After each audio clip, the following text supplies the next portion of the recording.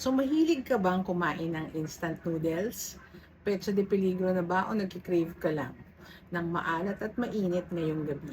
So aminin natin, favorite natin ito. Pero ang tanong ng bayan, Dok, kaano ba kadalas pwede kumain ito bago bumigay ang kidneys ko? Araw-araw ba o once a week?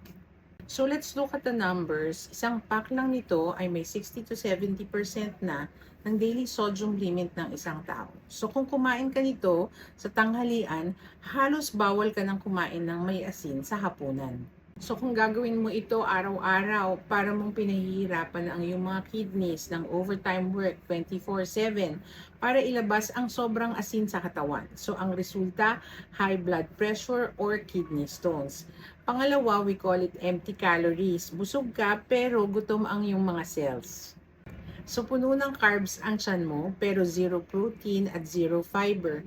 Kaya after 2 hours, gutom ka na naman. So ito ang rason kung bakit sakitin ang mga mahihilig sa noodles. So gaano kadalas ba? Limit it to once a week or less, hindi ito daily meal. So, pero kung no choice ka at kailangan kumain, gawin natin itong mas healthy. So wag mong ubusin ng isang pakete ng seasoning. Kalahati lang sapat na. O kung buong packet man ng seasoning ang iyong ilalagay, i-share mo naman sa ibang kapamilya mo. So lagyan ng itlog at gulay para may protein at fiber ka. Masarap, mura, at mabilis lutuin. Pero tandaan, ang savings mo ba sa noodles ngayon? Makapambayad lang din sa dialysis mo bukas. So choose wisely. So kung may mga katanungan ka pa, mag-comment below, pag-usapan natin.